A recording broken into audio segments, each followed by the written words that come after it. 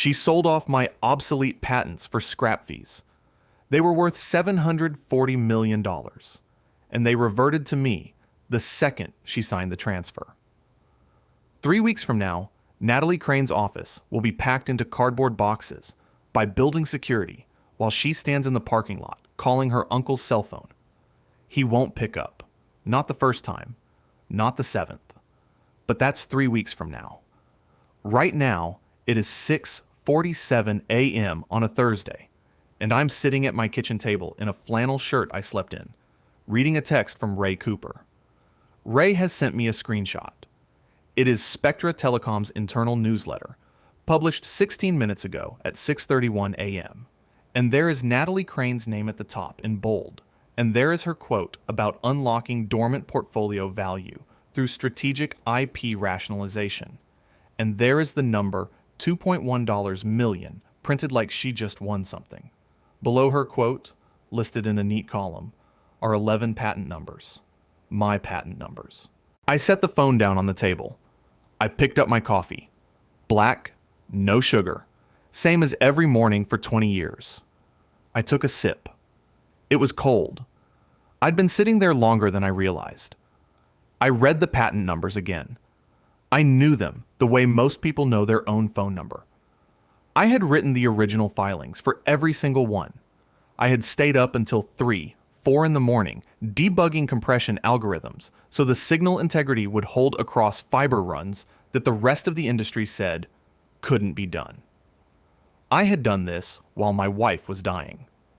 I had done this while raising a son alone. I had done this for 14 years, and Natalie Crane had just sold them to a shell company called Prism IP Holdings, LLC, for $2.1 million. The portfolio was worth $740 million. She had given it away for less than 0.3% of its value, and she had written a newsletter about it like she'd cleaned out the garage. I did not throw the phone. I did not stand up. I took another sip of cold coffee, and I thought about a clause on page 14 of a notarized agreement that had been sitting in a fireproof safe in my basement for 12 years.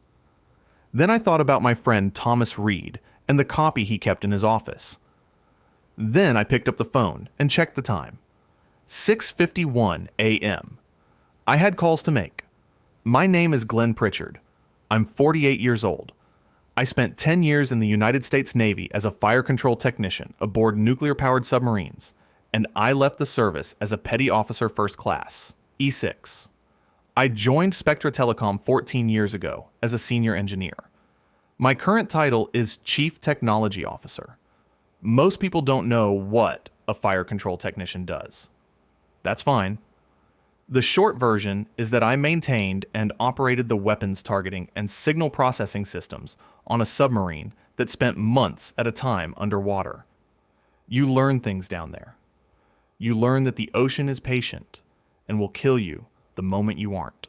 You learn that panic is louder than any alarm and twice as useless. You learn that the man who stays calm when the lights go red is the man who brings everyone home. I spent 90 days at a stretch in a steel tube 400 feet below the surface with nothing to read but technical manuals and nothing to do but my job. I learned to be still. That is the single most useful thing I have ever learned. When I came to Spectra, the R&D division had 6 engineers and was bleeding carrier contracts like a stuck pig. The core technology was outdated. The signal compression was unreliable over long fiber runs, and the carriers knew it. 3 of the 19 contracts Spectra holds today were on the verge of cancellation when I walked in. I rebuilt it, not overnight, not with some MBA's slide deck and a motivational quote. I rebuilt it by sitting in a lab for 14-hour days, writing code, testing compression ratios, filing patent applications, and hiring engineers one at a time until I had 41 people who understood what we were building and why it mattered. 11 patents, every one of them mine. Every one of them underpinning every product Spectra sells, generating $2.4 billion in annual revenue across 19 active carrier contracts. That is not a boast. That is an audit trail. And while I was building all of that, my wife was dying. Carol Ann Pritchard, born Carol Ann Whitfield, diagnosed with pancreatic cancer 11 years ago, during my 3rd year at Spectra.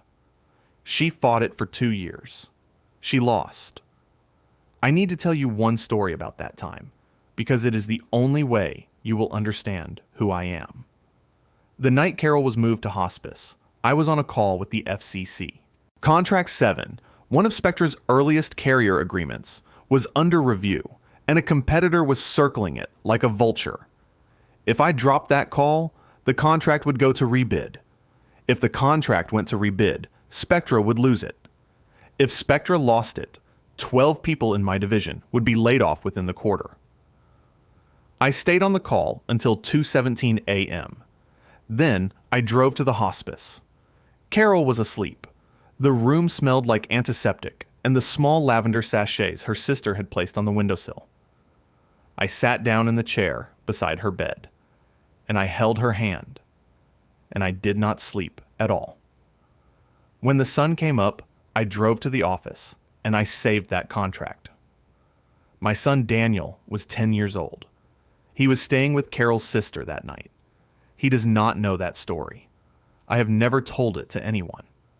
Daniel is 19 now, sophomore at Virginia Tech, studying electrical engineering. He comes home some weekends. He knows what his father built. He is proud of it, in the quiet way that tells me he understands what it cost. That is what I gave Spectra Telecom.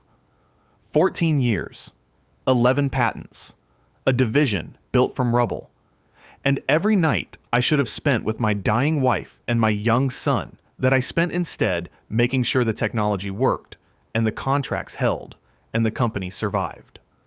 Now let me tell you about page 14. In my 2nd year at Spectra, I filed the first patent, a fiber optic signal compression method that solved a problem the industry had been chewing on for a decade. Donald Crane, the CEO, was pleased. He offered me a bonus, $50,000. I said no. Donald looked at me the way people look at you when you turn down money, like you've started speaking a language they don't recognize. I told him what I wanted instead. Joint ownership of the patent with a reversion clause. If Spectra ever sold, transferred, assigned, licensed to a third party, or abandoned the patent without my express written consent, full and exclusive ownership would revert to me. Automatically, irrevocably, within 24 hours. No court order required. Donald had laughed. Not a mean laugh, a genuine one. He leaned back in his chair and said, "You're never leaving, Glenn." I did not smile. "Then it costs you nothing," I said. He signed. We shook hands. The agreement was notarized that Friday. Article 9, Clause 3, page 14 of the Spectra-Pritchard Joint IP Development and Ownership Agreement. Donald Crane's initials on every page. Mine right next to them. I called Thomas Reed that evening. Reed and I had served overlapping years in the Navy. He'd been a lieutenant in the JAG Corps, while I was a petty officer first class. He left the service, went to law school on the GI Bill, built a practice specializing in intellectual property and technology licensing, Reed and Associates. He'd been my attorney for years by then, ever since Carol's diagnosis, when I needed someone I trusted to make sure my affairs were in order. Reed read the agreement. He read Article 9, Clause 3 twice. Then he said 5 words that I have never forgotten. "File it. Keep your name on it." I never assigned it. Neither did Spectra. They never asked. The agreement was incorporated by reference into the filing documentation for every subsequent patent, all 11 of them. The clause was recorded as an encumbrance in the USPTO filings themselves. It was a matter of public record. Anyone who looked would find it. No one ever looked. The notarized original went into a fireproof safe in my basement. A second copy went to Reed's office. For 12 years, Article 9, Clause 3 sat on page 14, patient as a depth charge at the bottom of a dark ocean, waiting for someone to be foolish enough to set it off. If you've ever built something that someone else tried to take credit for, hit that like button and subscribe. Natalie Crane arrived 8 months ago. Donald Crane announced her appointment as Chief Strategy Officer in an all-hands email that used the phrase fresh perspective and exceptional academic credentials. She was 27 years old. She was his niece. She had a Wharton MBA that was 2 years old and a thesis on portfolio rationalization in legacy technology companies. She had never worked a day in telecom. She had never sat in a frequency allocation hearing. She had never been in a server room. She had never touched a fiber splice or debugged a compression algorithm or explained to an FCC auditor why a carrier signal was attenuating over distance. None of that mattered. Her uncle was the CEO and majority shareholder, and she had a title now. Her first all-hands meeting was on a Monday. I sat in the 4th row because that is where I always sit. She stood at the front of the room with a slide deck and a clicker and a pair of heels that cost more than my first car, and she used the phrase legacy drag 4 times in 11 minutes. I counted. She had a slide titled Dormant IP Low Commercial Velocity. My 11 patents were listed on that slide. 11 patents generating $2.4 billion in annual revenue. Low commercial velocity. I looked at that slide for a long time. 3 months before the Thursday that changed everything, Natalie launched what she called the IP Portfolio Optimization Initiative. She sent a company-wide email about it. She described the patent portfolio as underleveraged legacy assets requiring strategic repositioning. She used the word rationalize 3 times in 4 paragraphs. She had never looked at a carrier contract. She did not know what the patents did. She did not know that every product Spectra sold, every signal that traveled through every fiber line connected to every one of our 19 carrier contracts, ran on the compression technology described in those 11 filings. She saw numbers on a spreadsheet, and she saw an opportunity to make a name for herself. I knew this was coming. I had watched her moving through the building for months, clicking down hallways in those heels, carrying her MacBook Pro like a shield, scheduling meetings about meetings. I had seen the junior analysts she'd hired, kids with MBAs and spreadsheets who had never built anything with their hands. I had seen the way she looked at my department, at my engineers, the way you look at old furniture you've already decided to replace. But I did not say anything. Not yet. Then came the Tuesday. I was walking past the glass-walled conference room on the 3rd floor. The door was cracked. Hallways in that building carry sound better than people realize. Natalie's voice was clear. Pritchard won't make noise. He's got a dead wife's medical debt still sitting on him and a kid in college. He needs the paycheck. He'll fall in line. A pause.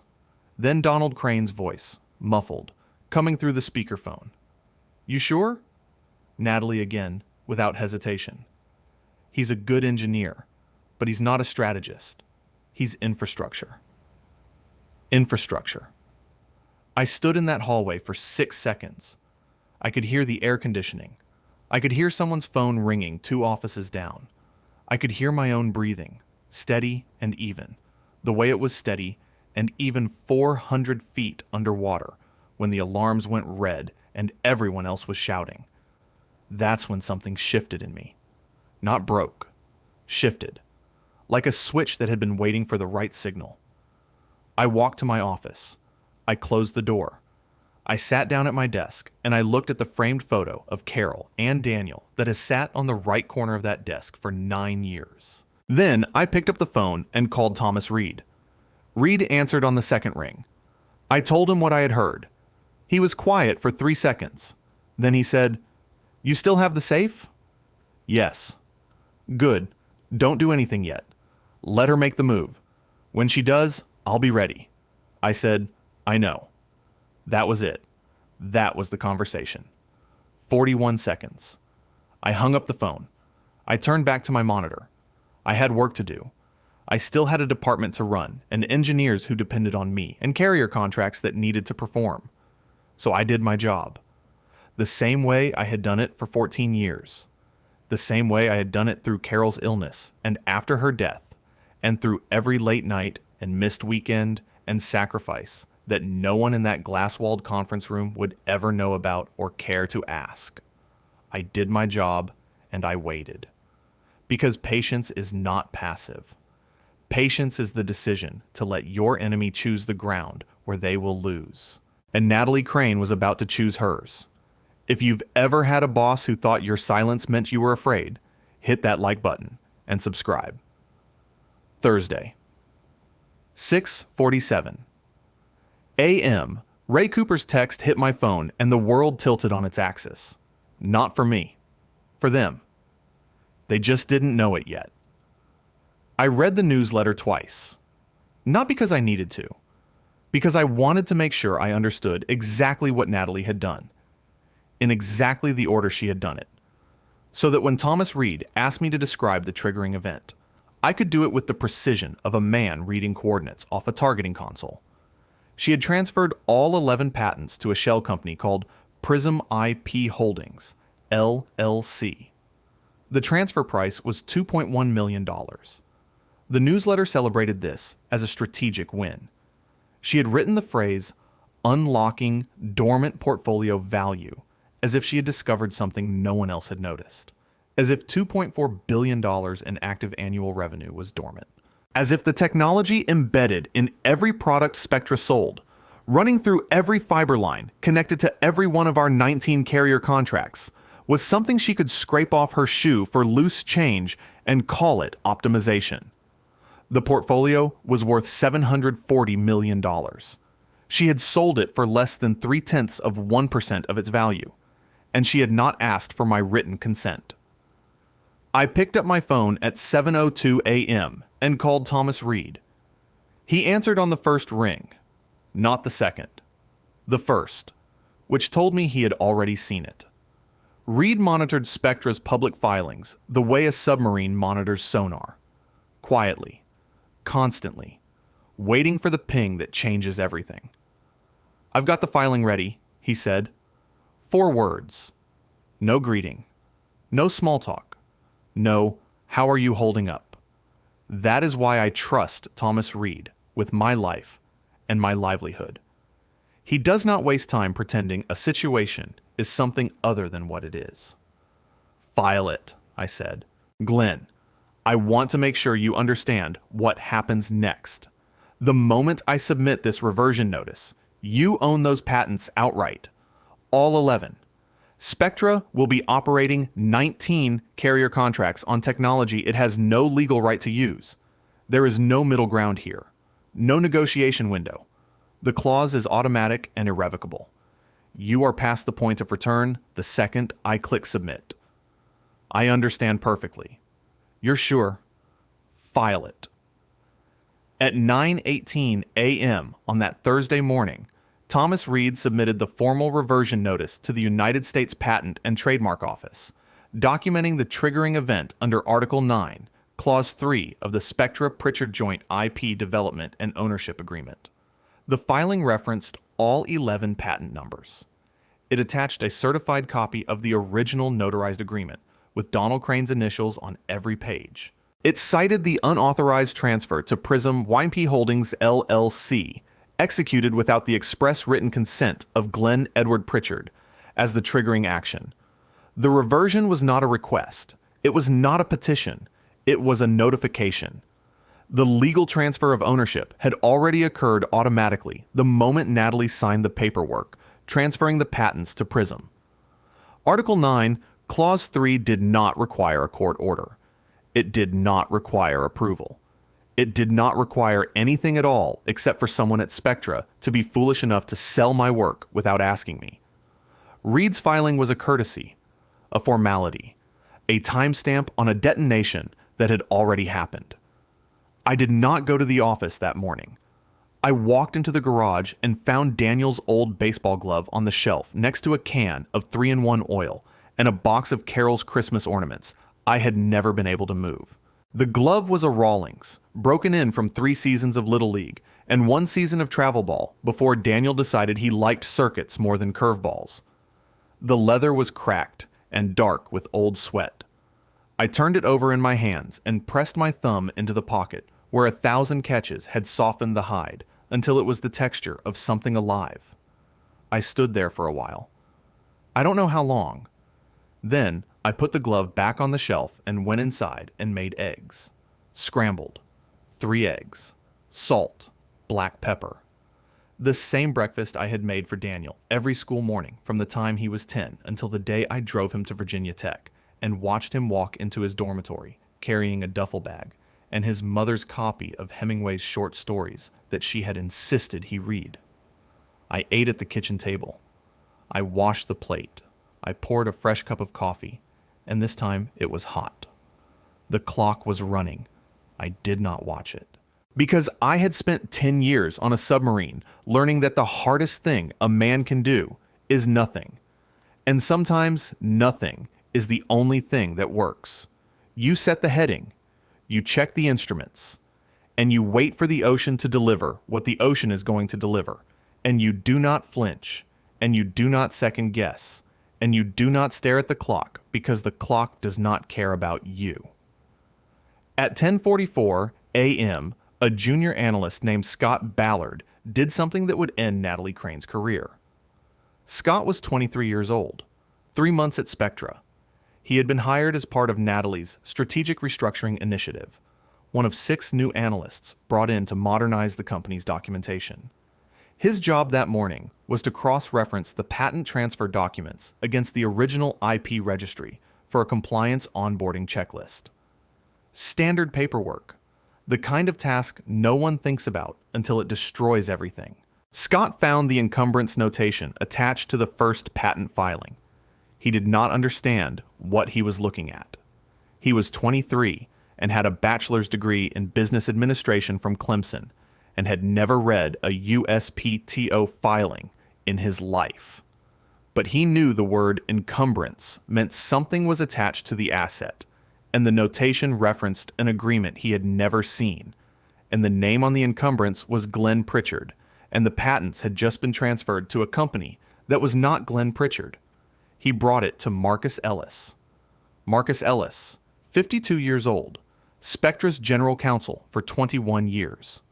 A man who had seen every contract, every filing, every legal risk this company had ever faced.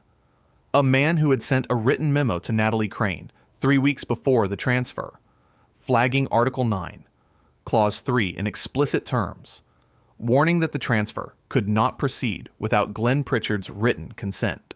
A memo that was received, filed, and never acted upon. Marcus had kept his copy. Scott handed Marcus the registry printout. Marcus looked at it. Then Marcus pulled the original agreement from his files. He turned to page 14. He read, Article 9, Clause 3. He sat very still for a moment. The kind of still that only happens when a man who has spent his career understanding legal consequences encounters one that cannot be fixed. Oh no. Then quieter. Oh no. He called Donald Crane at 11:03 a.m. Donald was at his house in Scottsdale. Marcus said 3 words. Get out now. Donald put him on hold. Marcus waited. 4 minutes later, Donald came back on the line. What are you talking about? Marcus told him. He read the clause aloud over the phone. Every word. He read it slowly, the way you read something when you need the person on the other end to understand that what they are hearing is not a problem to be managed, but a catastrophe that has already occurred. Donald Crane did not speak for 11 seconds. Marcus counted. Then Donald said, Does Glenn know? Marcus said, Donald. Glenn wrote the clause. Natalie was told at 11:17 a.m. She was standing in her uncle's office, leaning against the window frame with her arms crossed, and she said, with the confidence of a woman who has never been wrong about anything because she has never been tested, That's a clerical error. Have legal clean it up. Marcus Ellis looked at her from across the room. He did not blink. It is not a clerical error. It is a notarized contractual encumbrance recorded with the United States Patent and Trademark Office, signed by your uncle, initialed on every page, incorporated into every subsequent patent filing for the last 12 years, and triggered automatically and irrevocably by the transfer you executed this morning. There is nothing to clean up. The patents are gone. Natalie's face did not change for 2 full seconds. Then it did. The color left her cheeks the way heat leaves a room when you open a window in January. She called the patent attorney who had processed the shell company transfer. He was a contract lawyer named David Marsh, 31, hired by Natalie specifically because he was cheap and fast and did not ask questions. Marsh called her back in 14 minutes. His voice was different. The easy confidence was gone. Natalie, I need to ask you something. Did you obtain written consent from a Glenn Pritchard before executing the transfer? Who? Glenn Pritchard. He's listed as a co-owner with reversion rights on every single patent in the portfolio. It's in the USPTO filings. It's in the original agreement. There's a recorded encumbrance. I should have caught it. I didn't catch it. But the question right now is, did you get his consent? No. Why would I? Those are company assets. 14 seconds of silence on the line. They were. By noon, the phones started ringing in ways they do not ring on normal days. Marcus Ellis's office line rang 11 times in 40 minutes. The head of engineering called twice. The CFO's assistant called asking for an emergency meeting. A paralegal from Spectra's outside litigation firm called asking if the Pritchard situation was real. At 12:34 p.m., someone in the IT department realized that the licensing metadata embedded in Spectra's carrier routing systems referenced patent ownership records that now pointed to Glenn Edward Pritchard, private citizen, and not to Spectra Telecom or Prism IP Holdings, LLC. At 1:15 p.m., a procurement manager on the East Coast sales team received a call from the legal department of their second largest carrier client, asking to confirm the current IP ownership status of the compression technology running on their fiber network. The word was out. By 2 p.m., Donald Crane was no longer in meetings. He was in his office with the door closed and the blinds drawn.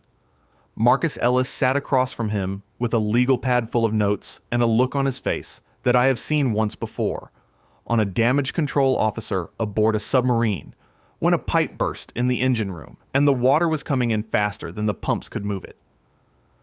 Donald Crane picked up his phone at 2:47 p.m. and called me. I was on my back deck.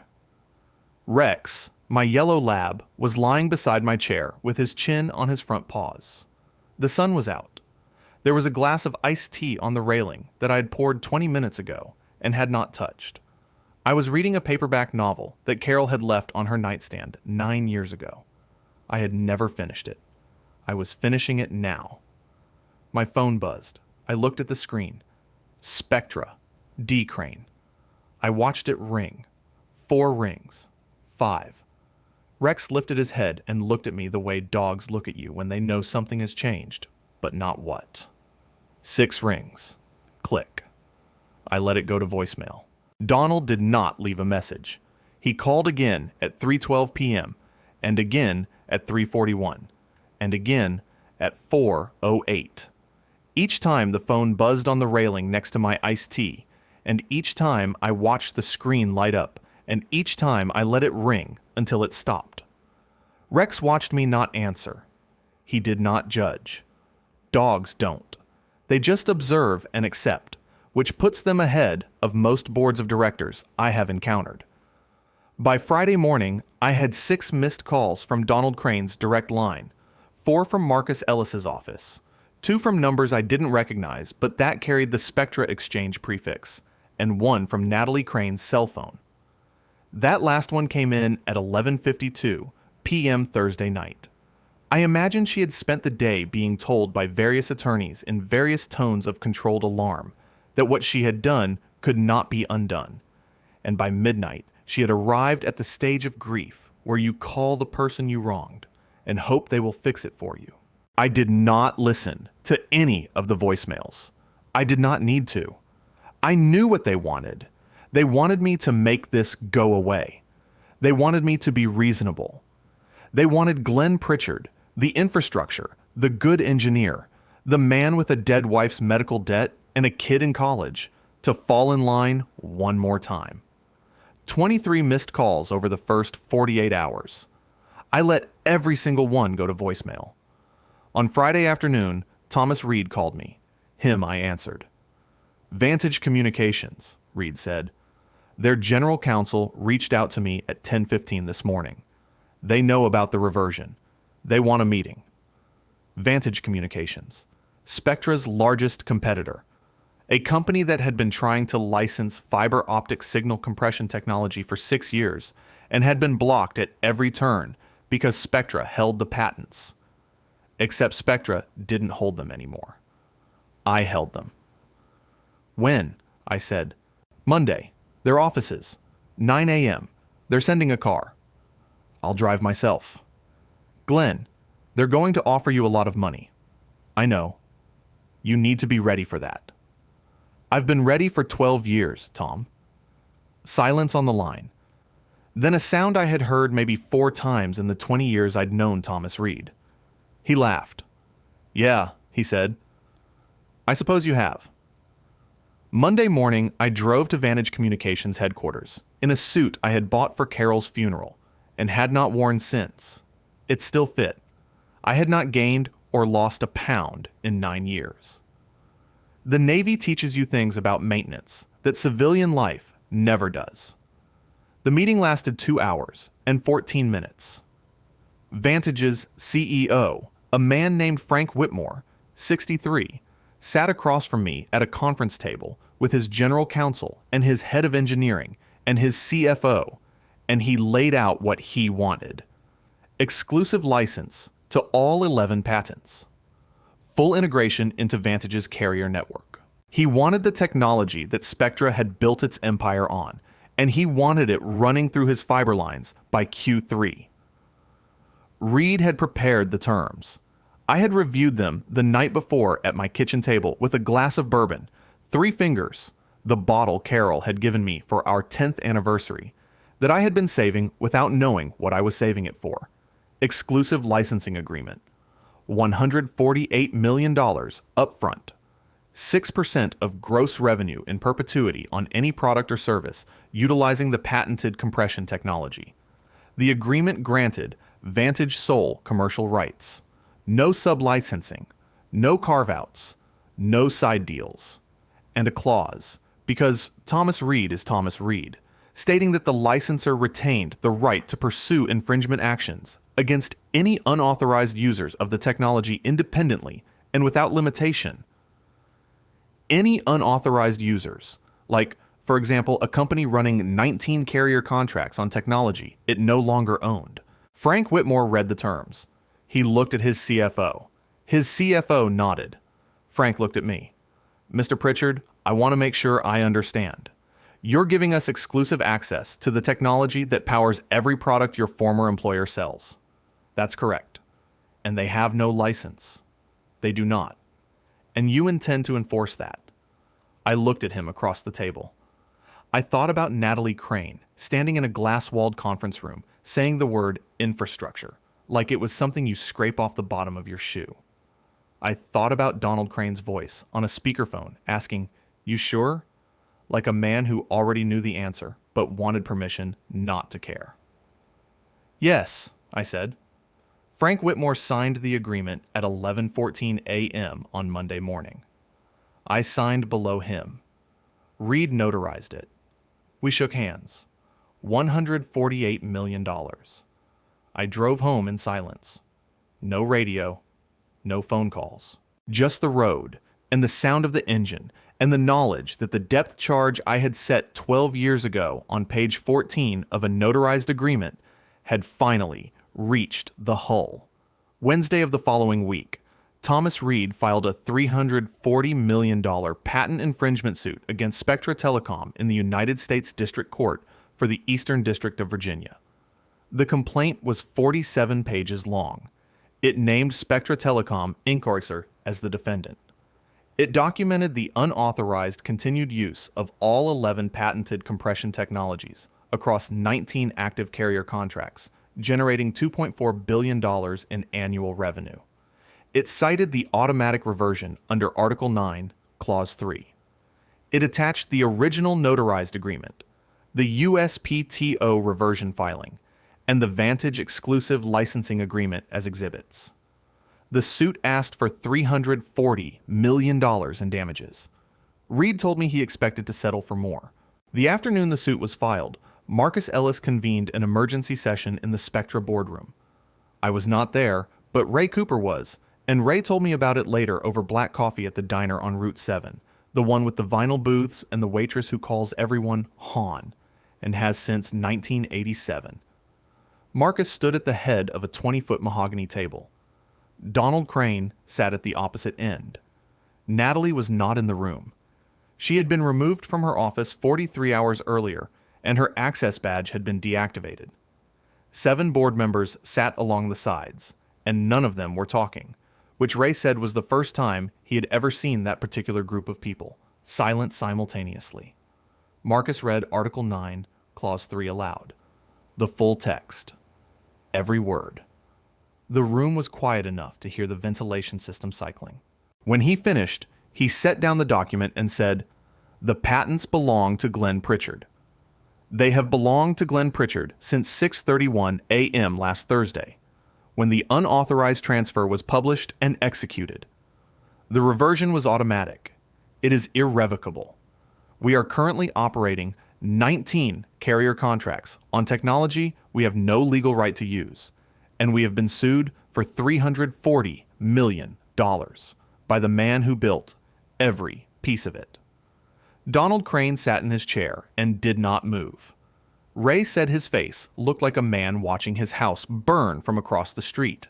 Not angry, just empty. One of the board members, a woman named Catherine Willis, asked the question that everyone was thinking. "Can we negotiate a license?" Marcus shook his head. Mr. Pritchard signed an exclusive licensing agreement with Vantage Communications 4 days ago. $148 million upfront plus 6% royalties on gross revenue. The agreement prohibits sublicensing. There is no mechanism for Spectra to obtain rights to its own former technology. The exclusivity window is 5 years with automatic renewal. Silence. What about the shell company? Prism IP Holdings? The transfer to Prism was void the moment it was executed. Article 9, Clause 3 nullified it automatically. Prism IP Holdings, LLC acquired nothing. The $2.1 million Spectra paid for the transfer purchased exactly 0 enforceable rights. Another board member spoke. Who authorized the transfer? Every head in the room turned toward the empty chair where Natalie Crane would have been sitting. Donald Crane closed his eyes. The board voted that afternoon. Unanimous. 7-0, with Donald abstaining. Natalie Diane Crane was terminated from her position as Chief Strategy Officer effective immediately. Her severance was denied under the gross negligence clause in her employment contract. Her LinkedIn profile, which still featured a post from the previous Thursday celebrating bold portfolio optimization and the courage to rationalize legacy assets, was still live when security walked her to the parking lot. She had been Chief Strategy Officer for 8 months and 11 days. She had cost Spectra Telecom $740 million in patent assets, triggered a $340 million lawsuit, and delivered the company's core technology to its largest competitor on a silver platter. Within 30 days of the infringement filing, Spectra's market valuation dropped 52%. 3 carrier clients initiated contract reviews. 2 suspended payments pending IP verification. The head of engineering resigned. The CFO began quietly updating his resume. Donald Crane called me one more time, 5 weeks after the reversion. It was a Sunday evening. I was sitting on the back deck with Rex at my feet and the last of the bourbon in my glass, watching the lights of the city come on one by one across the valley. My phone buzzed. Spectra, D. Crane. I looked at it for a long time. Then I answered. Glenn. His voice was older than I remembered, tired in a way that sleep does not fix. I need to talk to you. I'm listening. I let family cloud my business judgment. I know that. I'm not calling to make excuses. I'm calling because I need you to know that I'm sorry. And I'm asking, one time, if there's any way we can work something out. A sublicense, a consulting arrangement, anything. I sat with that for a moment. Rex shifted at my feet. The ice in my glass settled. Donald, you signed page 14. You initialed every page. You knew what the clause said. I did. And when your niece decided to sell my life's work for pocket change, nobody picked up the phone and called me. Not you. Not legal. Not anyone. Marcus sent a memo. Marcus sent a memo that Natalie filed and ignored. And you let her. Silence. A long one. The kind of silence that fills up a room, even through a phone line. The exclusive agreement with Vantage is signed, I said. 5 years with automatic renewal. There is no sub-license provision. I can't help you, Donald. And if I'm being honest with you, I wouldn't if I could. I hung up. I finished the bourbon.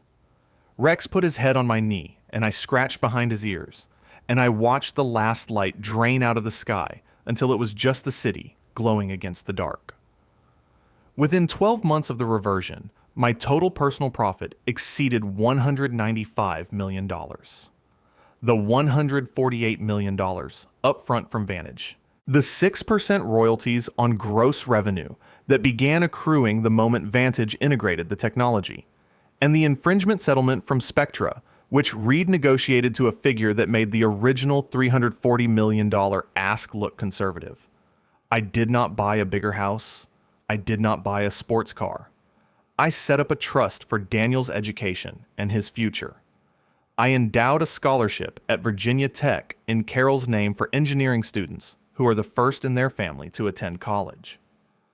And I kept the house, and I kept the deck, and I kept the chair where I sit with Rex in the evenings and read the paperback novels that Carol left behind. Daniel came home the weekend after the settlement was finalized.